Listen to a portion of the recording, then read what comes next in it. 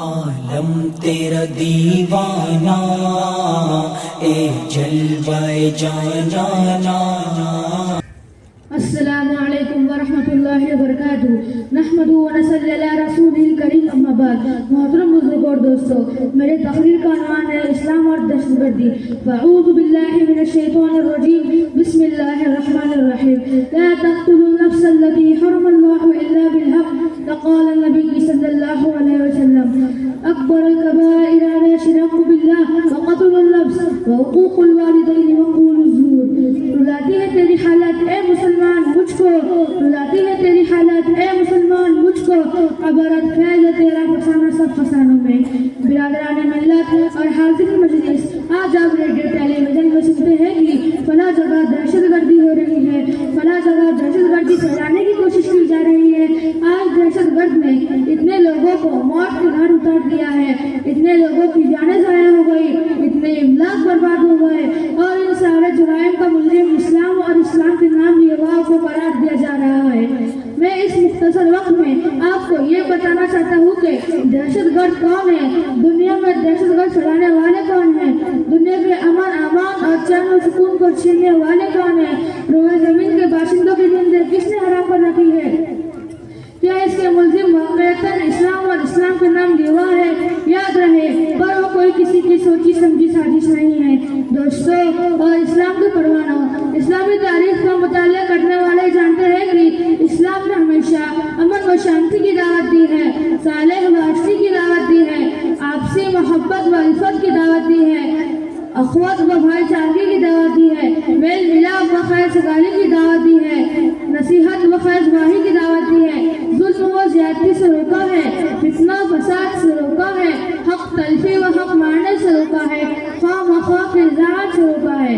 اسلام کے عدل انصاف اور دعوت امن و شانتی کا اندازہ لگانے کے لیے ضروری ہے کہ ہم قبل از اسلام سے اچھی طرح واقف ہوں گے اسلام سے پہلے دنیا کیسے کیسے حالت سے گزری ہے۔ دوستو، 6 صدی و عیسوی میں دنیا بڑی اضطرابی اور بے قراری کی حالت میں اپنے لمحات گزار رہی تھی۔ ہر طرف فتنہ فساد پھیلا ہوا تھا، دوسرے پر ظلم زیادتی کرنے کو اپنی بڑائی کی دلیل سمجھی جاتی تھی۔ ایک بادشاہ کا دوسرے بادشاہ کے ملک میں داخل ہو کر خون خرابہ کرنا ایک قابل فخر کارنامہ تسلیم کیا جاتا تھا۔ چیر خوار بچوں کو دیوار پر زور سے مارا جاتا، جس سے بچوں کا بھیجا نکل کر باہر آ جاتا۔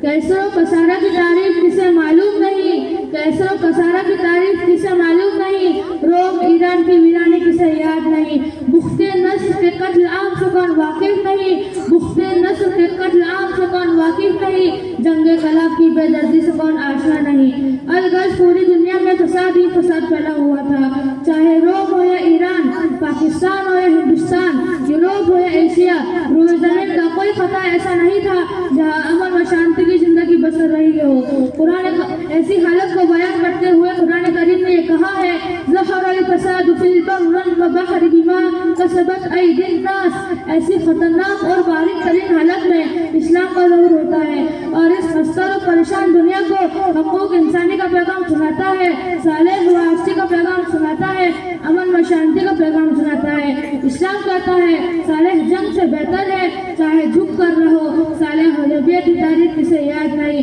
مسلمانوں کو سفر راستے میں روکا گیا۔ قرآن کریم کہتا ہے ناجائز کسی کو قتل کرنا جائز نہیں، کسی کے املاک کو ہلاک کرنا جائز نہیں، کسی پر ظلم زیادتی کرنا فساد اور دہشت گردی ہے۔ اللہ تعالیٰ فساد اور دہشت گردی کو پسند نہیں فرماتا۔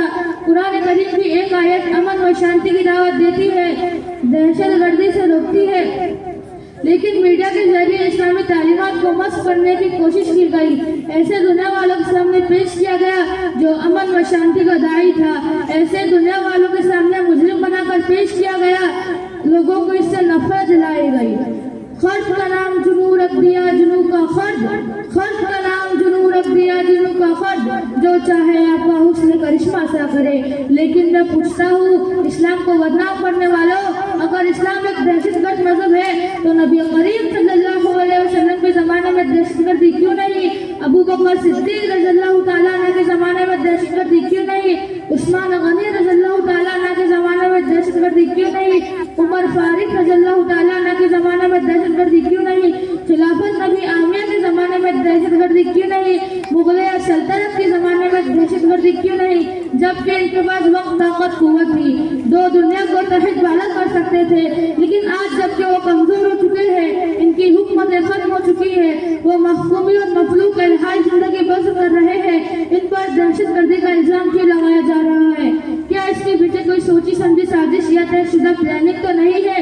रोए ज़मीन के मुसलमानों के खून से होली खेली गई, मुसलमान औरतों की इफ़्फ़त और असमत को पामाल किया गया, इनकी आबरूरेज़ी की गई, इनके दामिद हया को तार किया गया और किया जा रहा है। लेकिन कहीं से इसकी बंदिश और रोकथाम की आवाज़ उठ रही है।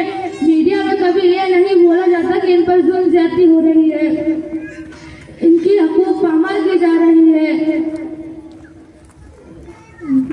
इनकी हकूक पामाल की जा रही है। ईसाई और यहूदी दीन की कीमत है, मुसलमानों के खून की कोई कीमत नहीं। और इस पर जुल्म बराए जुल्म ये है कि मीडिया में जुर्म मुजरिम को खताकार बनाकर पेश किया जाता है।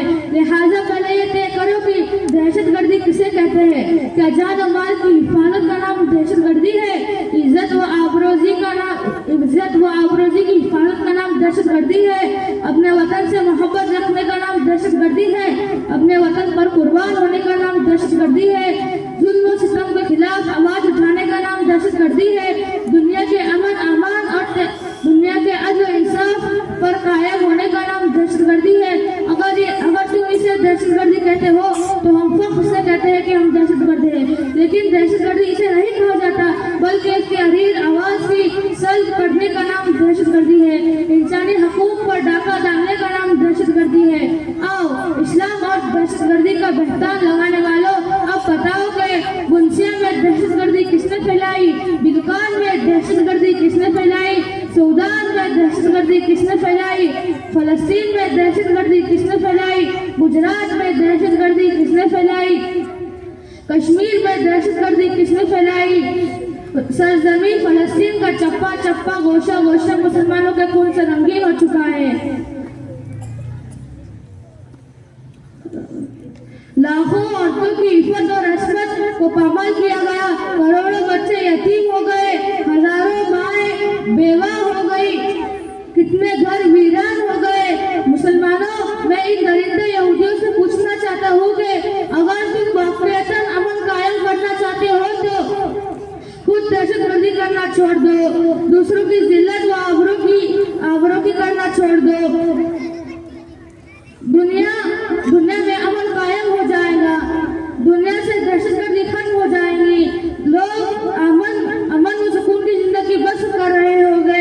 यही दहशतगर्दी का खात्मा का असली इलाज है। अल्लाह ताला हम सबको और दुनिया के तमाम मुसलमानों को दहशतगर्दी से बचने की तौफीक अता फरमाए। आमीन। वमा अलैना इल्लल बलाग। सुनहरे सब्ज गुंबद से बिछड़ना कितना मुश्किल है,